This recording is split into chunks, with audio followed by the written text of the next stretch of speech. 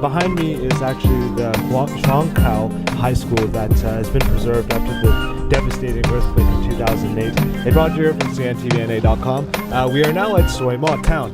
This little town was...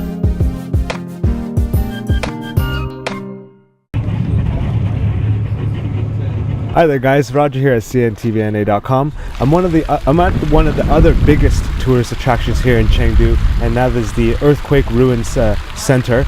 In 2008, Chengdu was hit by one of the biggest earthquakes ever recorded, and the city decided to leave the remains as a memory to the lives that were lost. So we're going to go inside and take a look at the exhibit, and we're going to go from there. See you inside.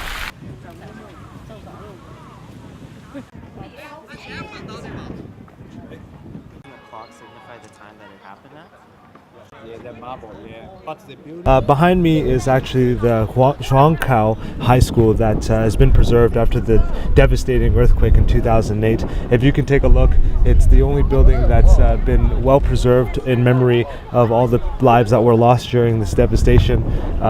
It's quite humbling to see this and to know that the city worked so hard to preserve this so they can have a memory of this. So take a look. It's something that I've never seen before.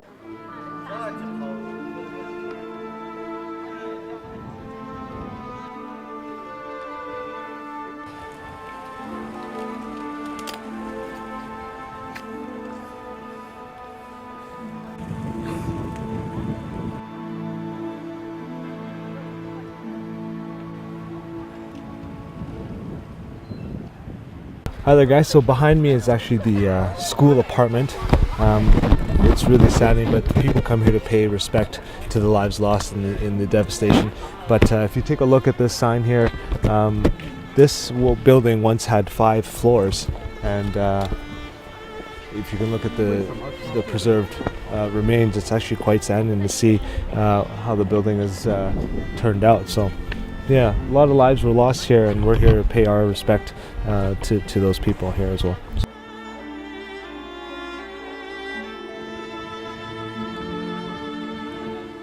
And again, behind me, this used to be one of the classroom buildings.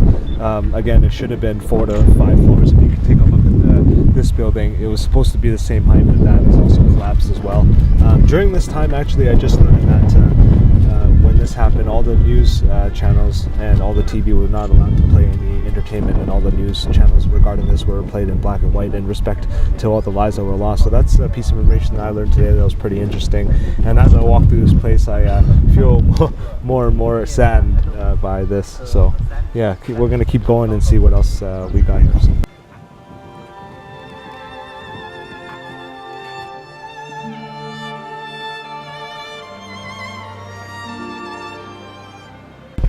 So behind me on the last part of the tour here is the library and conference room. This was 2 floors. It's actually it's really sad to see this kind of disaster. Of course, I've said this before, but to actually be here on site to where it actually happened brings me back to remember hearing about this on the news. And to see it is completely different to hear about it. So I'm definitely grateful to be here, but it definitely it humbles me as a person and makes me appreciate a lot of different things in life. So yeah.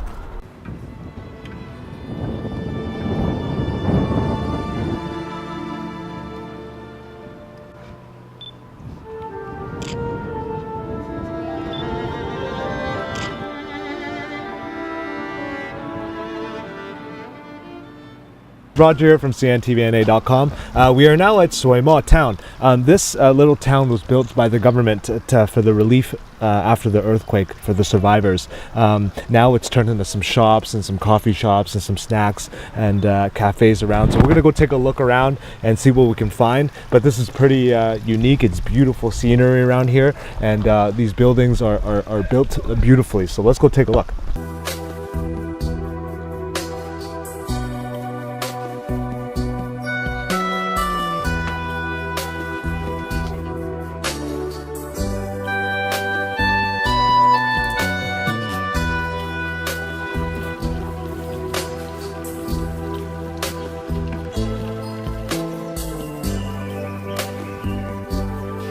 哇，好辛苦哦。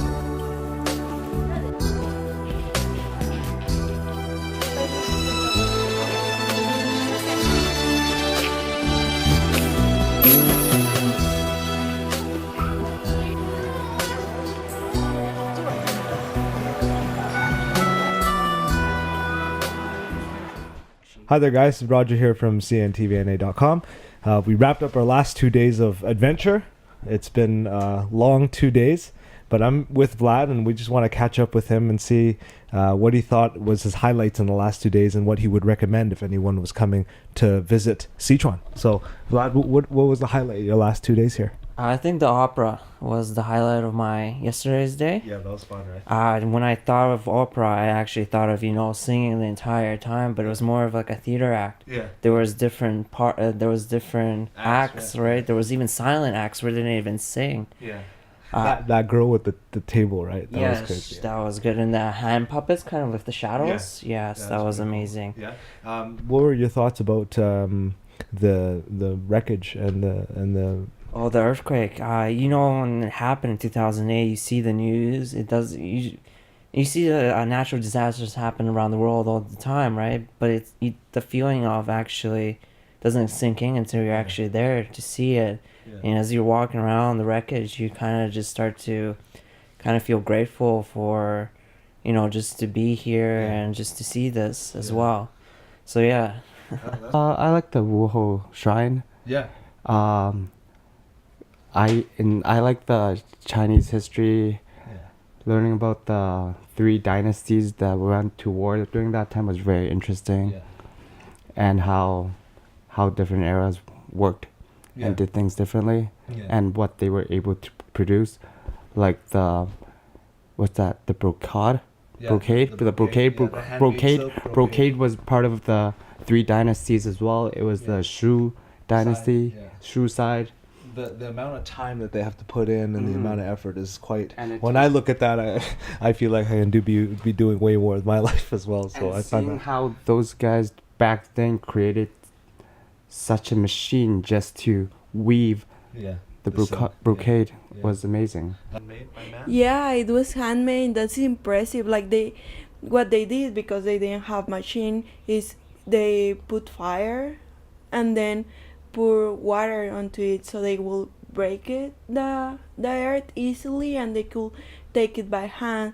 So what it makes to the irrigation is that one is it goes really strong, really fast, and the other really calm, so it doesn't overflows and gets into the bill. So that was pretty, well. Thank you for spending time with us. We got another 2 days here in the city, and we're gonna do a little more exploring tomorrow. So I'll catch up with Ali then. Thank you, Ali. Thanks.